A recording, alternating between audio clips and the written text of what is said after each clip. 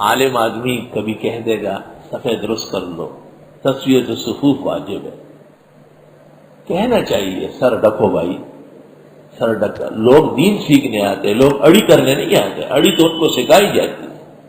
آج نہیں کل، کل نہیں پرسوں وہی شخص سر ڈکے۔ نماز کے شروع میں آداب بتائے، ایک بے ادبی یہ چل پڑی ہے، ہر شخص نماز سے پہلے ہاتھ باندھے گئے، خدا جانے کہ یہ کہاں سے نکلا، یہ کون سے دین کا پرپٹ آیا ہوا ہے، ہم خود حیران ہیں۔ عرب و عجم میں نماز شروع ہوتی تو ہاتھ باندھے، لم یثبت لا اصل له فی الدین والفقہ، کوئی اصل نہیں ہے، اور جہاں اس کا ذکر ہی نہیں ہے، صبح سرحد میں مختلف جگہوں میں وہاں ہم دیکھتے ہیں سب ایسے کھڑے رہتے ہیں۔ کئی مسئلے پر امام صاحب کو جو کہا گیا ہے کہ وہ عالم ہونا چاہیے، وہ اس لیے کہ وہ علم کا استعمال کرے اور لوگوں کو آگاہ کرے کہ بھائیو ہاتھ باندھنا نماز شروع ہونے کے بعد ہے، نماز شروع ہونے سے پہلے ہاتھ باندھنا ایسا ڈکوسلا ہے جیسے کوئی نماز شروع کرنے سے پہلے ایک سجدہ کرے، ایک رکوع کر لے، جیسے یہ باطل ادا ہے اس طرح یہ بھی بے بنیاد اور باطل ادا ہے۔ ٹخنے ڈکے ہوتے ہیں، وہی کہہ تو دو کہ ابو داؤد شریف کی صحیح حدیث کے مطابق جس شخص کے ٹخنے ڈکے ہوئے تھے اس کی نماز اور وضو دوبارہ کروایا گیا۔ حضرت تشریف فرماتے اور ایک شخص آیا، کتاب اللباس کی حدیث ابو داؤد شریف، نماز پڑھ کر حضرت کی خدمت میں آیا، حضرت کو سلام کیا، آپ نے کہا صلی فإنک لم تصلی، اور دوسرے الفاظ ہے اعد صلاتک والوضوء جميعا، وضو بھی دوبارہ کرو، نماز دوبارہ پڑھو۔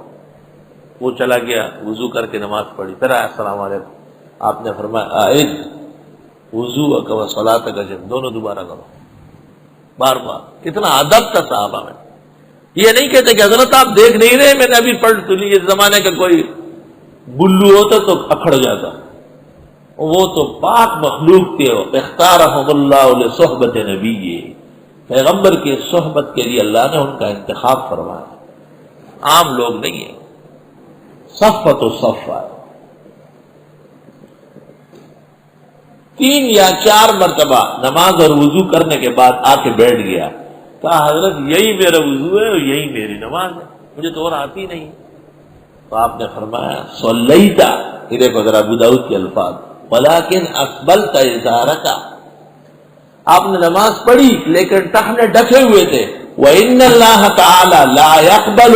صَلَاةَ مُسْبِلِ الْإِزَارِ، اللہ تعالیٰ ایسے شخص مرد کی نماز قبول نہیں کرتا جس کے ٹخنے ڈکے ہوئے، شلوار کے پانچوں سے یا قمیض سے یا عبا سے، جرابہ و موزہ و مستثنیٰ ہے، وہ مستقل سنت ہے۔ تو مجھ سے کہتے ہیں نماز نہیں ہوتی، میں کہتا ہوں پیغمبر کا فتویٰ یہ ہے کہ نہیں ہوتی۔ پیغمبر کا فتویٰ تو اس زمانے کے یہ جو 2 روپے کے 13 مفتی ملتے ہیں ان سے زیادہ زوردار ہے، وہ اصل دین و ایمان، ان کو تو فتوے کا پتہ ہی نہیں کہ فتویٰ ہوتا کیا ہے، تو لکیر کے فقیر ہوتے ہیں، کتابوں سے سرقے کرتے ہیں، خود سوچتے نہیں کہ یہ لکھنے کی بات ہے یا نہیں، اور جب بے وزن بات کرو گے تو بے عزت ہو جاؤ۔ ابو ہریرہ رضی اللہ تعالیٰ عنہ سے مروی ہے مشکات شریف میں اور معتبرات میں، حفظت من رسول اللہ صلی اللہ علیہ وسلم وعین، میں نے پیغمبر سے علم کے 2 برتن بھرے ہیں، اما احدہما فقد بسطہ فیکم، ان میں سے ایک کا علم تو بیان ہو رہا ہے،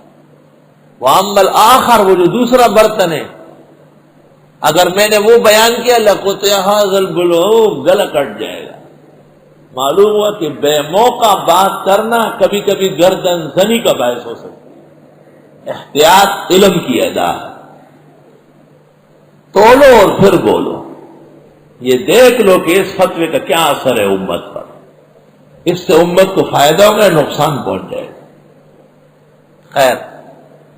یہ 2 وجوہ ہے، الجہل بالمصالح الشرعیہ